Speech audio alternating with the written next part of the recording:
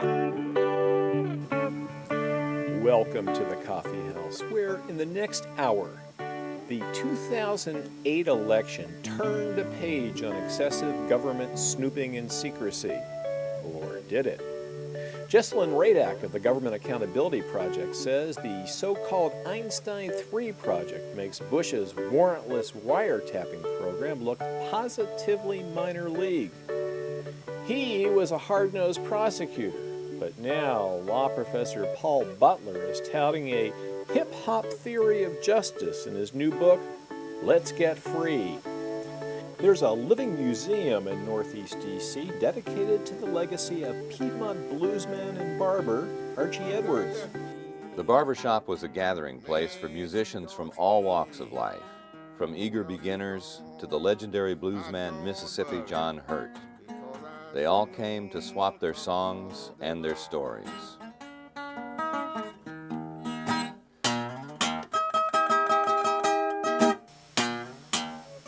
Also on the Coffee House, Esther Gelman has established a lifelong political legacy of working for change. She's now aiming to make college affordable for all. And we've got poetry by Thomas Sayers Ellis on the Coffee House.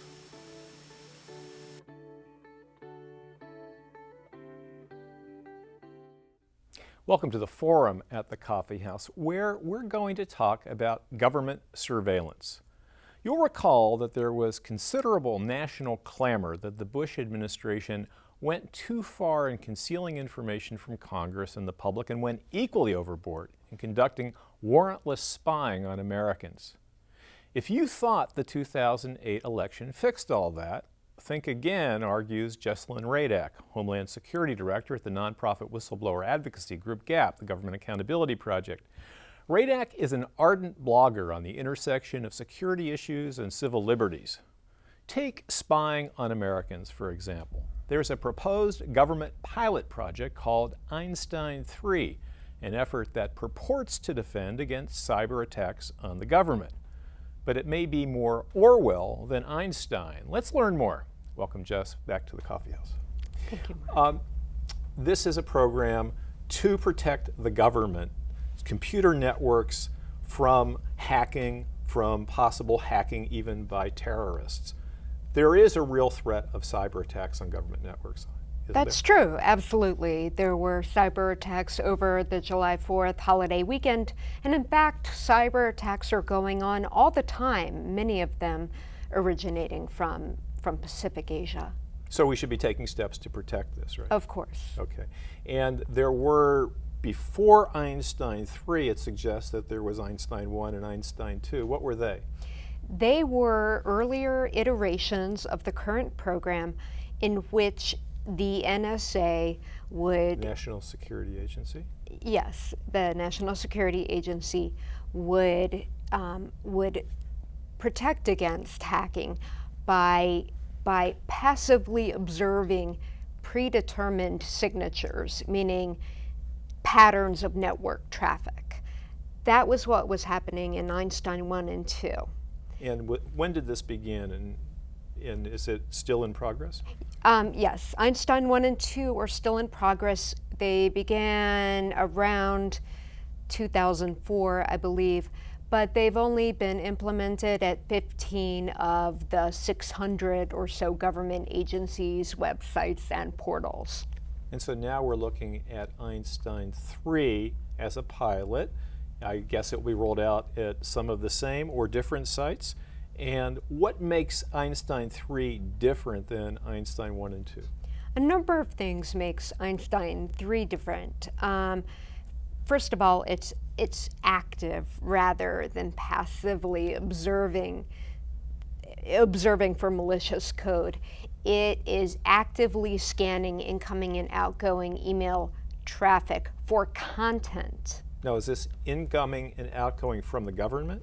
Yes. So it would be communications between government officers and employees, and also between the public and government and the public? That's correct. Okay. And so when you say they're scanning these for content, what does that mean? Well, normally under Einstein 1 and 2, they were just looking for predetermined signatures that would indicate something harmful. And here they are actually reading email content. I don't know if that... And so, in other words, if I sent an email or had some communication with a government official, and it was about my taxes, for instance, and Lord knows I have a lot of those, it's possible that NSA would intercept this, read this, and they would know what my tax situation is? That's right. Ordinarily, when you communicate with the IRS, you're giving them confidential financial information, and there are a lot of privacy rules that govern that. And your tax return, for example, is not publicly available. Or if you were to apply for Social Security disability benefits, you would give private medical information to the Social Security Administration for that very limited purpose. But here, all that information would go to the NSA to be perused by the NSA, which I think... Now, it's not really NSA that runs this program, though, is it? It's the Department of Homeland Security, and Secretary Napolitano said that we're very sensitive to the potential for overly intrusive conduct that NSA has brought in to handle the technological side of this. Well, that alone should make anybody nervous because according to their own privacy assessment by the Department of Homeland Security, which would be managing this program via the NSA and AT&T, who were the worst offenders of the warrantless wiretapping scandal, according to DHS's own privacy security evaluation, they admit that it would involve perusing personal identifying information and not just computer code.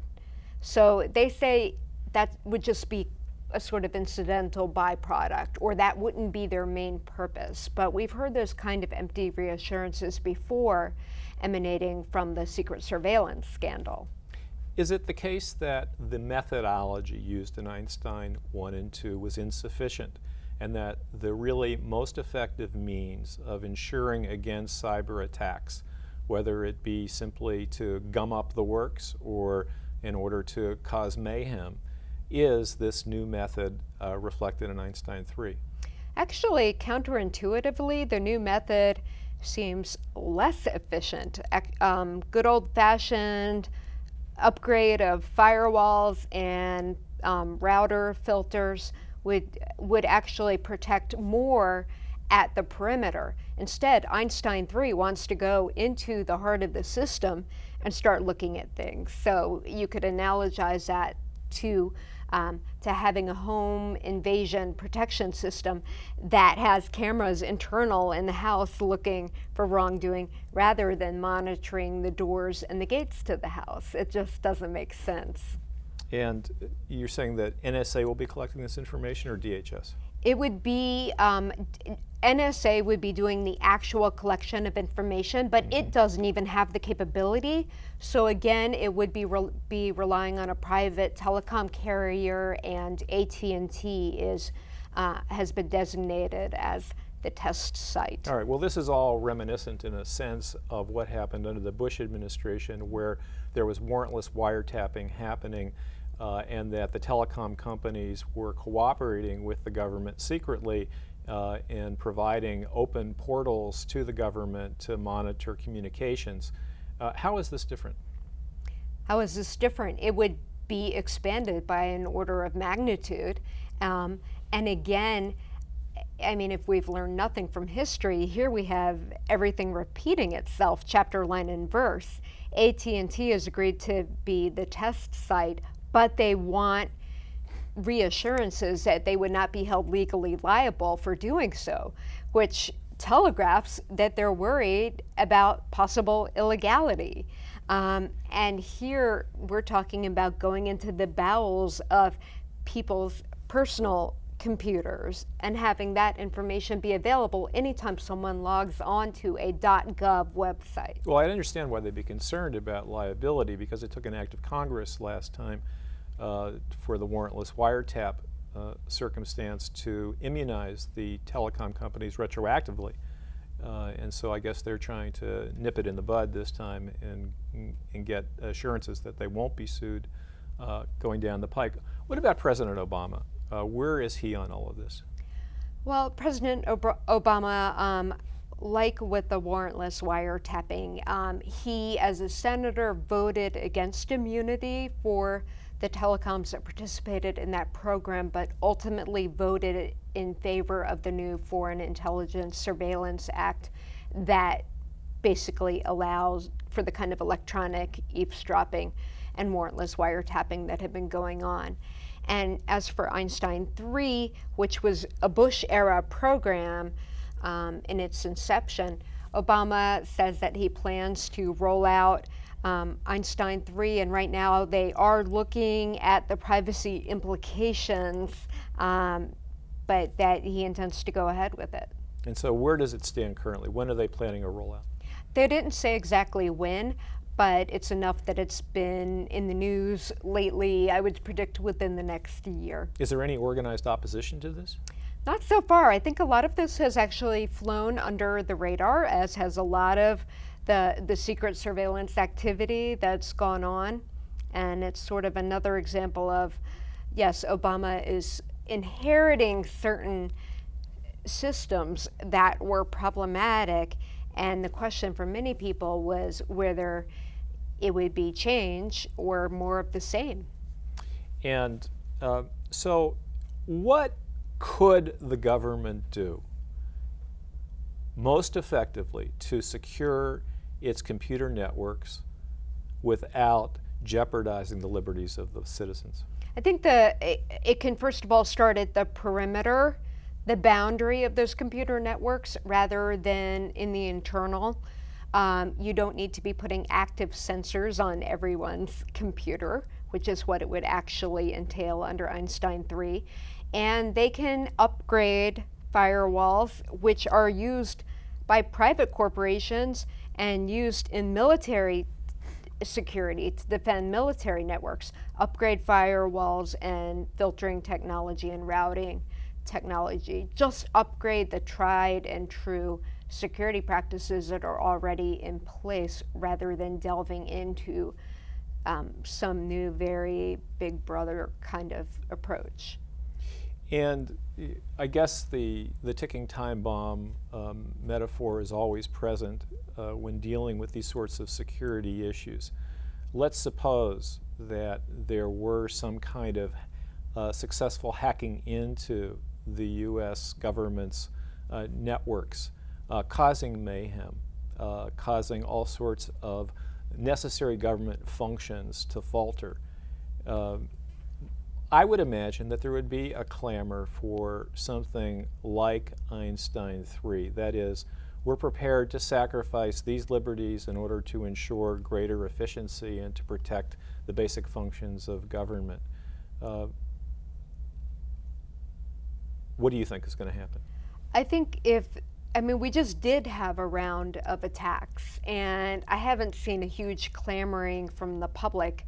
Instead, I've seen the administration almost using those cyber attacks as a way to roll out and give PR for the Einstein 3 program, because Einstein 3 would not protect against the most common kind of computer attack, which is a delivery of service attack, whereby you basically jam the lines by having millions try to log on at the same time, which will basically crash a site. And Einstein 3 would not help with that. So again, in the future, if someone could conjure up some other kind of virus that could attack, again, I would submit that it would better be stopped, or preferably be stopped at the border and the perimeter, rather than coming all the way in and infecting the computers and then trying to remove it at that point. All right, well, many thanks to GAP's Jesselyn Radack for helping bring to light the dangers inherent in the so-called Einstein 3 project, and for your constancy in pressing the Obama administration to live up to its credo of transparency and accountability. I'm Mark Cohen, and this has been Coffee House Forum.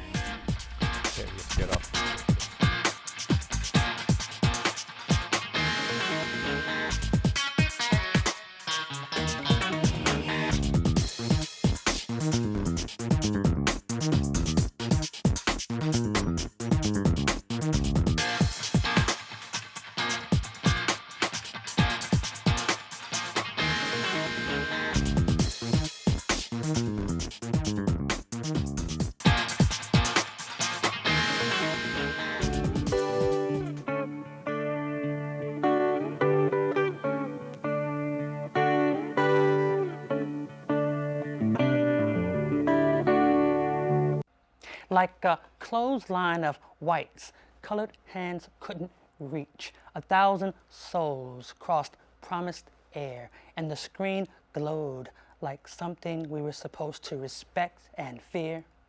Daylight and Sunday were outside, waiting to segregate darkness with prejudices of their own. A silhouette behind a flashlight led us down an aisle into the shadow world. Rows and rows of runaways awaiting emancipation. Theater, belly, cave, ate what got in. We half dreamt weightlessness, salvation, freedom, escape. A resurrection of arms we wished were wings, reached in and out of greasy buckets, picking something, the precise color and weight of cotton. Just above heads, Pam Grier and Richard Roundtree dodged bullets and survived falls from as high as heaven, miracles not worth building dreams on. And like an ampersand between eyes and ears, the soundtrack strung together images, the way popcorn butter and soda syrup held us to earth.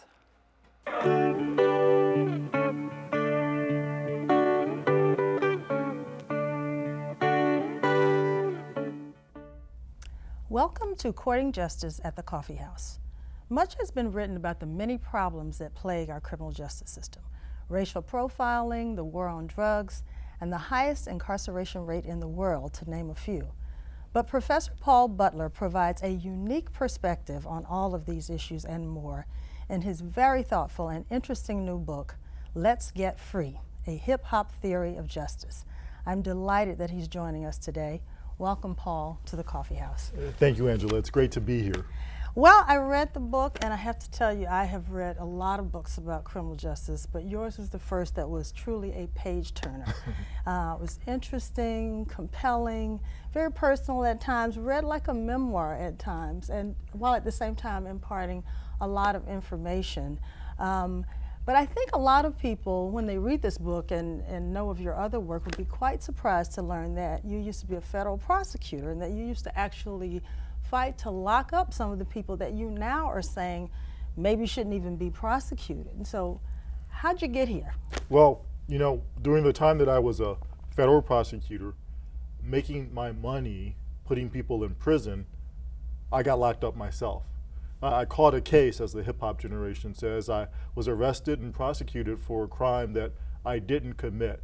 And looking back, it shouldn't have taken that. I should have known better just from the work that I was doing every day, locking up people who prison wasn't going to do them or us any good. But you know, sometimes it takes that kind of personal experience, and boy, did that show me a different side of the criminal justice system. It was definitely one of the more compelling and moving parts of the book. And you know, one of the things that made such a difference to me in going through the system is things worked out great for me. It had a good outcome. And the reason for that is mainly because I had the best trial lawyer in the city. Michelle Roberts did an amazing job representing me. I knew what to do. I actually prosecuted people in the room where I was being prosecuted. I had legal skills, social connections. I knew enough to shine my shoes, because that's important for defendants in Superior Court. And I was innocent. But you know what? That didn't seem like the most important factor in my being acquitted. The system works like a meat grinder. You're supposed to go from arrest to guilty plea to sentencing. And when I didn't go along with the program, again, mainly because in my mind I was innocent, and truthfully I was innocent as well.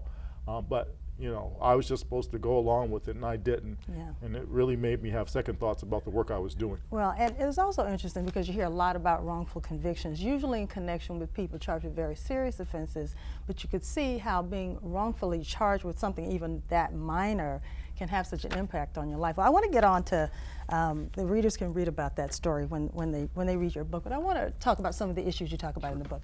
And the first one I want to talk about is one that you've become associated with, and that is jury nullification. You wrote a law review article, I guess it's been over 10 years ago now, that was published in the very prestigious Yale Law Journal, and was, I think coincidentally came out around the same time as the first Simpson verdict, and ended up getting connected with that case, although I don't think it probably should have been.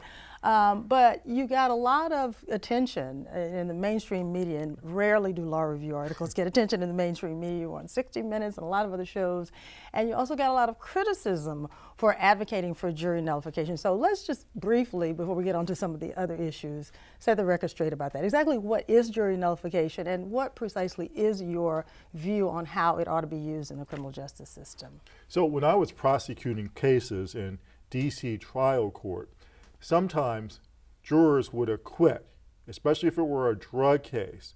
Even though they knew the guy was guilty, they would find him not guilty. And the reason they would do it when you talk to them is they'd say, well, we didn't want to send another black man to jail. These were mainly African-American jurors, and they were just fed up with the government locking up all these young men who had problems and were doing things they probably shouldn't have done. But when the only solution seemed to be locking them up, these jurors rebelled against that. So that's jury nullification. When jurors sit in judgment of the law as well as the facts, it's perfectly legal. In fact, it's a proud part of our American constitutional tradition. And what prosecutors are telling me is jury nullification is happening all the time in drug cases, because what citizens are understanding is the drug problem isn't something that we can arrest and prosecute our way out of.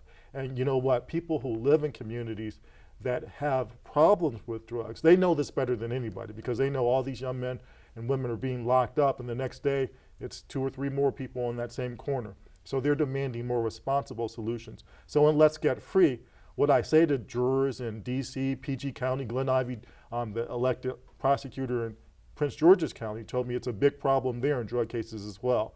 The Bronx, what I'm saying is, okay, jurors, if you're going to do this, let's do it in a way that's strategic, in a way that can actually achieve some results. So in Let's Get Free, I make this call for Martin Luther King jurors, people who would practice the same kind of creative disobedience that Martin Luther King did when he let the sit-ins at lunch counters.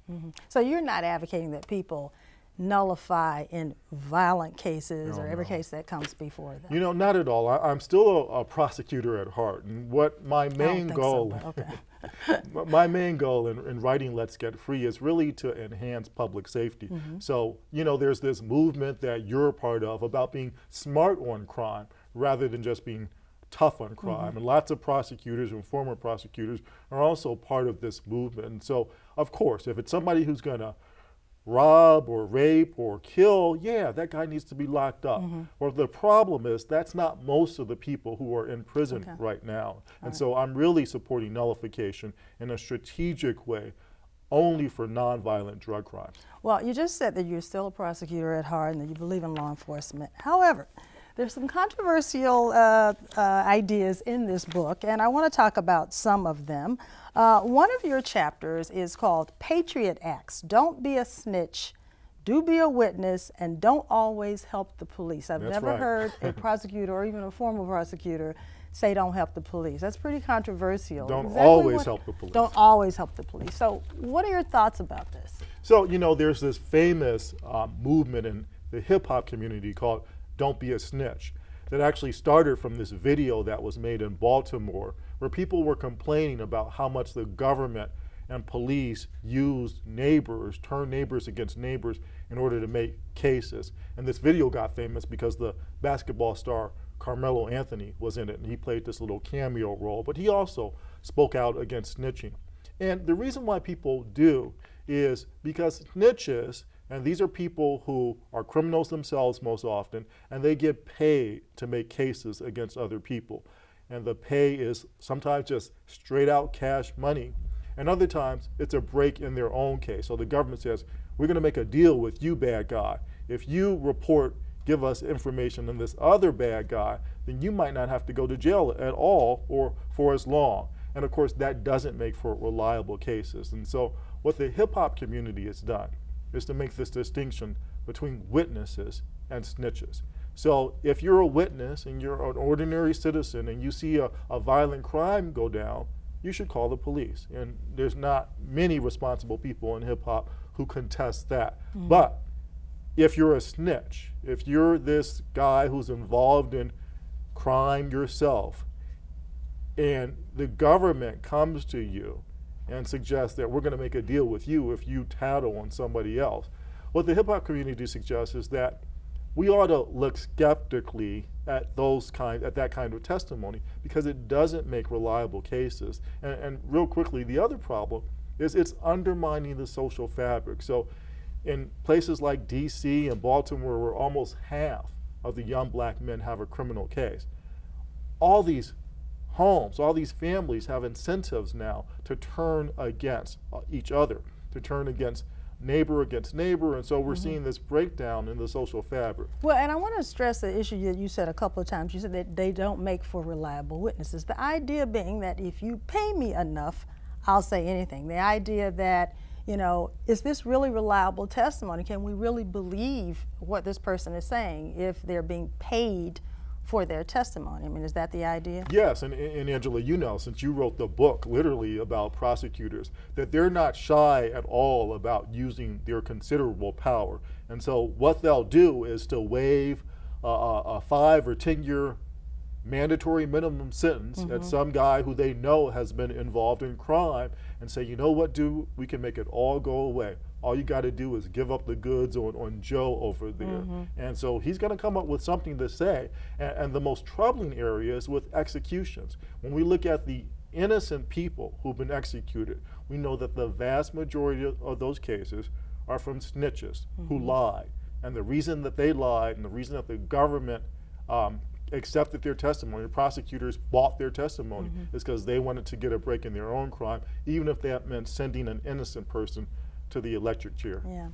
So many interesting issues you talk about, and your last chapter, there's an interesting chapter that unfortunately we're not going to have time to talk about science and some of the techniques that are going to be used, but I'll leave that to the reader. I want to get to, though, the final chapter, which talks about some very straightforward ideas for reform that most people can, that everybody really can participate in. You talk about jury nullification.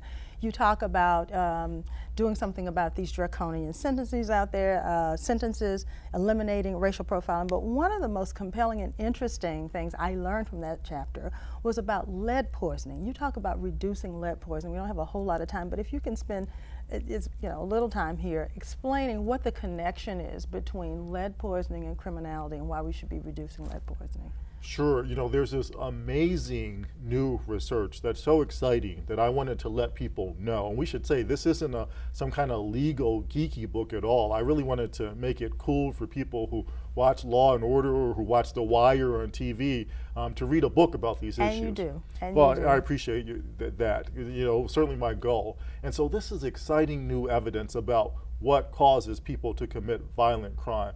And especially we've wondered this because we've known since the 1970s the violent crime rate is going way down. Unfortunately, the rate of incarceration, we're still locking up people, but violent crime, thankfully, is going down. So what lead poisoning, what's that got to do with it? That's the best explanation that now scientists know. What happened is in the 1970s, there were all these rules passed that we had to take lead out of gas. And what that meant is that a lot fewer people were exposed to lead poisoning. Lead poisoning makes people violent. It's very connected to factors like impulse control and antisocial behavior. The more lead you have in your system, the more likely you are to commit a crime. And so when scientists have done these very careful correlations, they found that the best explanation for the declining crime rate since the 70s is the fact that fewer children now suffer from lead poisoning. But there's still a lot more to do. A lot of lead, unfortunately, remains in the environment. And so again, even if we think of not just drugs, but also violent crime as a public health issue, it really leads to more responsible solutions that are better for public safety.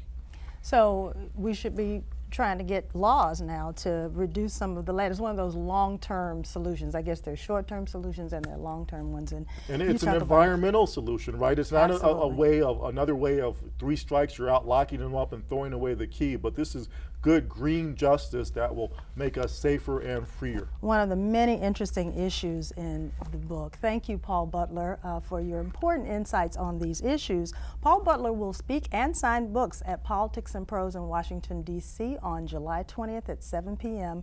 To learn more about his exciting new book, visit his website at www.letsgetfreethebook.com. I'm Angela Davis, and this has been Courting Justice.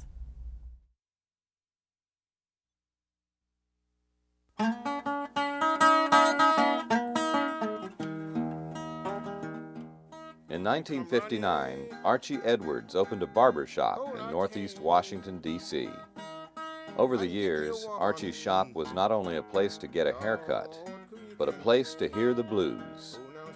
Archie Edwards was in fact one of the most gifted players of the Piedmont style of blues, acoustic music with its roots in the farmlands of Virginia. It was in the spring, one sunny day, when my little girl left me. The barbershop was a gathering place for musicians from all walks of life, from eager beginners to the legendary bluesman Mississippi John Hurt. They all came to swap their songs and their stories.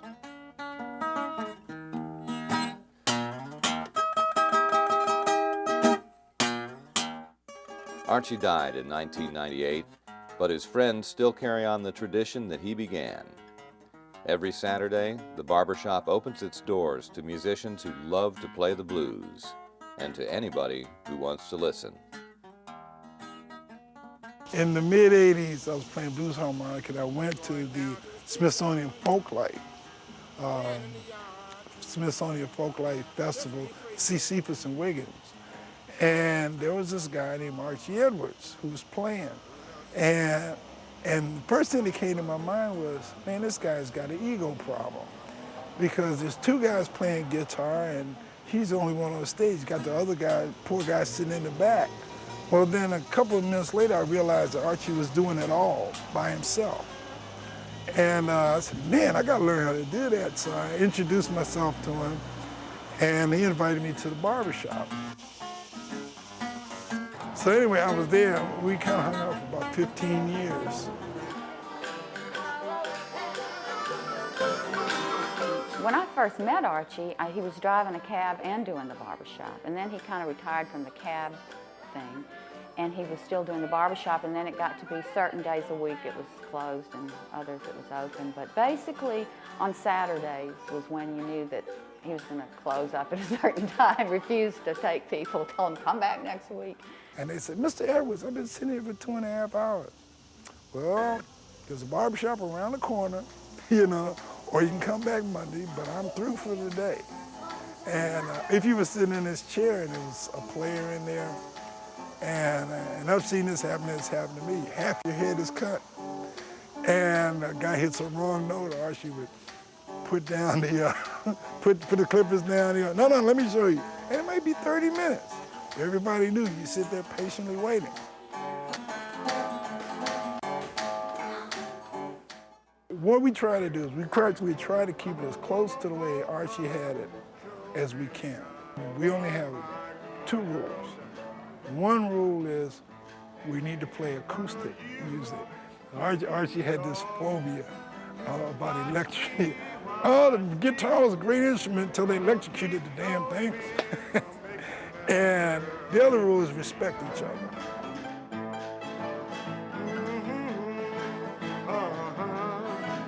Oh, Lord, girl, it ain't right.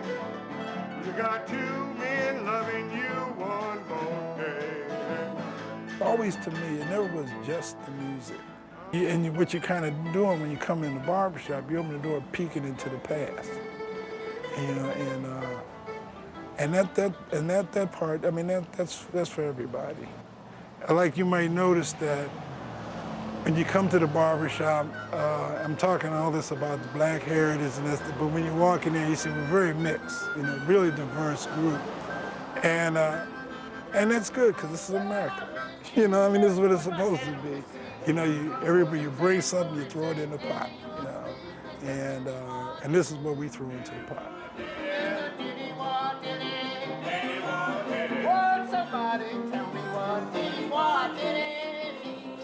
I've always liked blues. When I was young, we used to get this radio station, WLAC, and it was a clear channel station. People all over the United States were listening to it. You know, kids like listening after they were supposed to be asleep.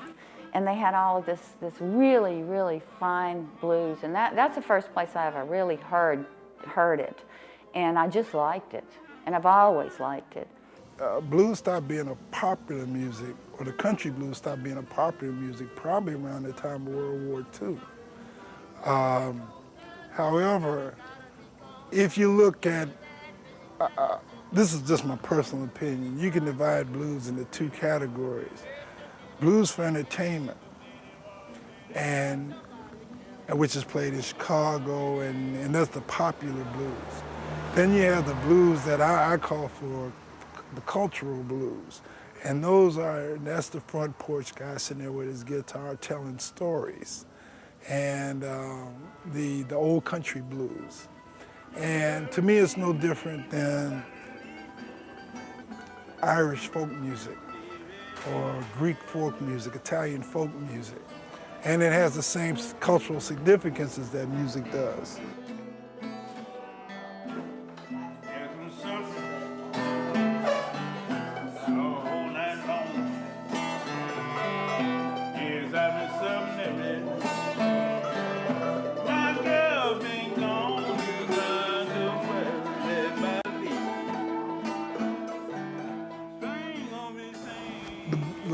Country blues, especially more so than even the urban contemporary blues, you know, to a lot of black people conjures up things we want to forget, like Jim Crow, lynching, discrimination, beating the KKK, and all of that goes into a mix together. So I like to hear, I don't want to hear old slave music, but actually, if they really listen to it, it's not about it's about redemption. It's about, you know, thumbing your nose at, which is probably the only thing they could do at that time. You thumb your nose at the conventions and at Jim Crow. Like I consider hip hop and I consider rap as urban contemporary. It's urban blues. Same stories, same stories. And what the kids need to understand is, well, if you can listen to the guys out here now, you can relate to that, then you should be able to listen to Blind Number Jefferson, Son House. They're telling the same stories, and they were the rappers of their day. I got a wife, sweetheart too. The wife don't treat me like the sweetheart do. That won't do. No, that won't do. You hear me singing, man, that won't do. So when Archie got sick and I found out that he wasn't going to get any better, then I started thinking, well, you know, what do we do? This barbershop is really important. All kinds of folks come through here, and there should be some kind of way to keep his legacy going. When Archie died, we just hated the idea of the barbershop closing down, becoming a donut shop or something. You know, it's just a horrible thought. So what we did was we all kind of pitched in and to keep it open, and then we were able to form a nonprofit, and we subsist on donations. And sometimes the barbershop gets gigs for the barbershop. So. We meet every Saturday at Archie's Barbershop. It's at 2007 Bunker Hill Road in Northeast Washington, D.C. It doesn't cost you anything to come out and play with us. We'd appreciate it if you brought something to drink every so often. but what we decided to do, what we were asked to do, is come out and do some of the stuff that we do at the barbershop every Sunday. Had a little corn, put it in a sack, took it to the mill, but it come right back. Said, what's the matter with the mill? It done broke down. What's the matter with the mill? It done broke down. Can't get no grind. Tell me what's the matter with the mill? People been talking all over town, telling me the mill has done broke down. What's the matter with the mill? It done broke down. What's the matter with the mill? It done broke down. Can't get no grind. Tell me what's the matter with the mill? You can say can't get no grind too if you want. The barbershop is important to me, first on a personal level, because I have a lot of memories of time spent here with Archie, and you know, those are times that just, you know, are in my memory forever. On a, I guess on a historical level or cultural level, this was, to me, this was a place where you really got an understanding of, where you could get an understanding, learn a lot about your heritage as an African American, and especially with regard to blues or African American, country blues, African American folk music. Most of the guys that were here, they actually lived this stuff. I'm going up to Pittsburgh, just to see that old girlfriend of mine. Yes, I'm going to Pittsburgh, just to see that old girlfriend of mine. I haven't seen her since I was a little boy. Lord knows that's been a long, long time. It's more than a living museum. It's we hope to do some outreach to other places, other groups, and as well as to be here for people to meet and know each other and play music and be friends.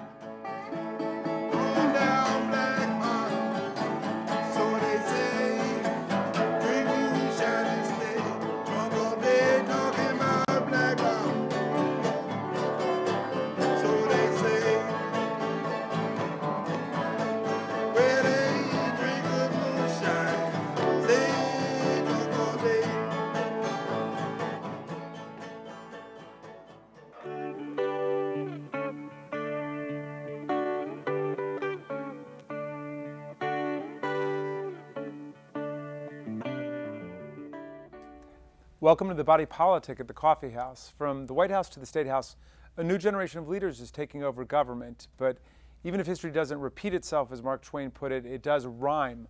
And those of us in the Obama generation would do well to learn from the activists who fought the civilizing struggles and campaigns of the last 50 years. One of the great champions of social change in democratic politics is Esther Gelman, a former president of the Montgomery County Council and a grande dame of Maryland politics. Esther's current passion is finding ways to expand college opportunity for young people who have little family wealth or income to back them up. She's very much in the fray and yet is always available to share her hard-won wisdom with others. Welcome, Esther, to the Coffee House. Thank you. Delighted to have you. Now, tell us about the work you've been doing in terms of getting more scholarship money to poor young people who need it to get to college. Well, it's very interesting in Maryland. The governor has frozen tuition to the four-year colleges, but not to the community colleges, where the tuition is lower, but where the people in greatest need go to school. And of all the important things that need to be done to help our society, one of the things that I found just a consuming interest was the fact that so many of our talented young people could break out of poverty and enter the middle class if given a chance for some more education. You just can't do it on a high school diploma anymore. So I began exploring ways to give scholarships. And the last superintendent, Paul Vance, had asked me to form an educational foundation, which does many things. But when we gave a dinner for his retirement, We raised $150,000. So we had money from the interest to fund about 10 scholarships. And people gave us money, and we were doing that for a few years. And then it occurred to me that Maryland has a very a unique system of giving out its scholarship money. Senators and delegates are given large amounts of money. This year it's $34,400. And I thought, well, if I could glom onto some of that money, we could really help lots of youngsters. And get it to the kids who are really That's in need. right. All low income. I have, you know, they have to be recommended by a counselor. Many of these kids do not have high averages because they work 6 and 8 hours every day after school. So they may not have A+ averages, but they have the potential. Now, if a child like that working for $7-8 an hour has to raise $3,300 for tuition, it might as well be $33,000. It is impossible. But if we pay the tuition, that same student can maybe have enough money for books and his shoes and his little brother's shoes. So that's where we started, and some of the delegates and senators responded magnificently. Some are not interested. Has it gotten tougher for kids from when you were in college? Absolutely. The costs have zoomed. When I was in college, tuition at the University of Colorado, where I went to school, was about $100 a semester. $100. And I think I used up more in breakage fees in chemistry lab. Yeah, room and board was expensive, you know. But community colleges were free, and all the schools in California were free. All across Europe, universities are free. Yeah. People so even don't our most understand. accessible institutions, the community colleges, are tough for a lot of kids. Tough. Yeah. You know, go find $3,300 for tuition. Yeah. It's That's before insurmountable. books. Before your textbooks. Before books, Yeah. before you get there. Yeah. So now, okay, you served on the planning board beginning in 1970. Right. For 4 years, and then you served for several terms on the Montgomery County 3 Council. terms. For 3 terms, and you were president of the Montgomery County Council. But you've always had this passion for education. Talk to us about the changes that you've seen in terms of, well, starting with segregation and desegregation. Well, in Montgomery County, when we desegregated, we were very fortunate. All of our teachers in the segregated schools were college graduates, unlike many areas. The first thing we did was we integrated a black teacher into every school in the county, so that the children immediately had a person in a respected office to look to. It was no longer just the janitor. In fact, we used to laugh at some of the schools, the janitor was white, the teacher was black. The principals. When my daughter was in the 3rd grade, we had a principal that came to us. He had been in Egypt for 10 years, a man with a PhD. Probably couldn't get a job here. That was the great passion then, the integration. Now, But you're saying you integrated the faculties first. the faculties first, so that all the children had somebody in a position of authority to look to, and then the schools. Yeah. And we really did a very good job. Well, you know, we just lost in Montgomery County one of the great champions of desegregation, Blair Ewing, who died not long ago. What do you make of the progress we've made since those days? Well, we've made remarkable progress in terms of integration. We have not solved all the gaps between the culturally enriched. You know, when we had Head Start in Montgomery County, Paul Vance insisted that every Head Start teacher had to be a qualified teacher, you know, which is, again, very unusual. And a lot of the high school students volunteered in Head Start. Now, that's helped some. We also rebuilt all the old enclaves that really were freed slaves, Scotland, and some way out way out in Montgomery County, but we rebuilt all of those, and we did a lot of work. We had some wonderfully dedicated people serving in public office, people who really gave their lives to these institutions. You also obviously participated in the birth and the the transformation of the women's movement and our society through feminism? That's a mixed bag. I was told about the problems of abused women, and that when the police came to the house, if they came, they didn't know what to do. They would say, okay, we'll lock him up. And the woman would say, he's got to go to work on Monday, otherwise we won't eat. Now, I put together a task force, police, psychiatrists, and a number of the victims came forward. A former president of the Junior League, women of great wealth. Everybody assumed that these were going to be, lower class women. It was not true in Montgomery County. And we put together a task force, and we didn't even have names for it. The people talked about psychological abuse. We defined it as somebody who could not live in her own house safely without fear of being beaten. And along came a very famous case of an attorney and his wife. They had 5 boys, and that received a great deal of publicity. Domestic violence. Domestic violence. The Fetter case. We finally got our first crisis center. It was an old fire station, I think, on Auburn Avenue, and one of the things I never got over was the fact that many people in the women's movement only wanted a rape crisis center. They did not want to deal with abuse. That was not part of their interest. So we had to have 2 lines coming into the same switchboard. One which said crisis center, one which said abuse. So we've come a long way from those days. I don't know if we may still have the 2 lines. Well, so you and your husband, Norman, who is a distinguished civil rights leader and activist in his own right, also were there basically for the gay rights movement taking off, right? The gay rights movement, pardon me, when I was president of the council, my good friend Ike Leggett was chairman of the Human Relations Commission. And he sent me proposed legislation to include sexual orientation within our public accommodations. We'd been very early in public accommodations for race and religion. And nobody expected this in the early 80s. Well, it landed on my desk, so we had hearings, and the screaming and the yelling was unbelievable. There were ministers and people who were so adamantly against any inclusion.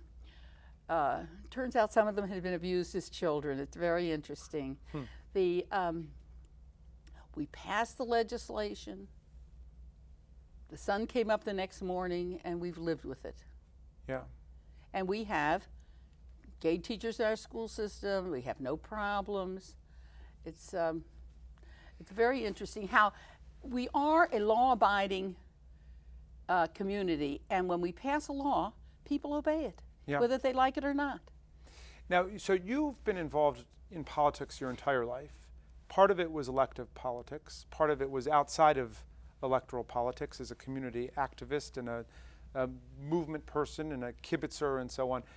Do you prefer to serve in office or to be on the outside? Or well, I think one has to serve in office in order to understand the strains, and also many of the activists are purists. And you know, as a senator, that without accommodation and compromise, nothing happens.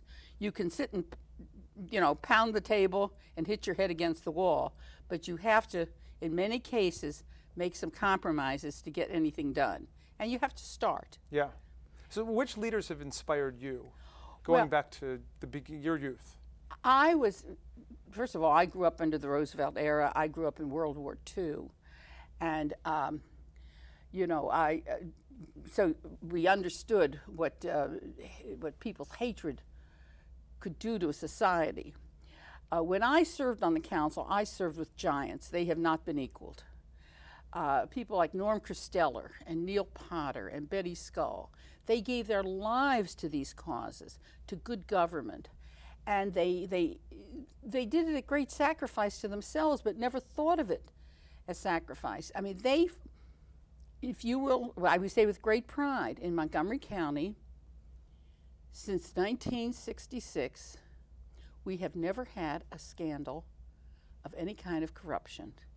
And that, I think, has a lot to do, not that we're better than people across the world, with the way our charter was formed, the way we have our separation of powers. The way the institutions are designed. The way they're designed, there's no room. There's no room. Before the '82 election, a man called me and said to me, I was told that you're the most sensible member of the council. Fine. He said, I have developed across this entire country, I always go in before an election to find out where the payoff is, and nobody will tell me in Montgomery County. They couldn't find the person to pay off. Couldn't find. Well, that's a credit I to started the kind of laughing and he politics hung up. you helped to Right. bring into being here. We've got just a second before we close. What are your hopes for us for the future? Well, I think some wonderful young people are coming into politics, and they have a future. I mean, when you look at what the Obama administration has done in 6 months, they've undone so much damage. Our reputation in the world has changed. Yeah. We're a different place, you know, and the problems you're tackling, are the next generation of problems. Well, we've got some hope. Politics can sometimes be a conflict between generations, but at its best, the generations interact and learn from each other. And one of the great teachers to all of us in Maryland and even beyond is Esther Gelman, a political thinker, strategist, and leader who has never stopped her passionate public service. Far from retiring and abandoning us for the beaches of Miami Beach, Esther Gelman is sharing her wisdom with the new generation of political leaders in our region, and we're all richer for it. I'm State Senator Jamie Raskin, and this has been The Body Politic.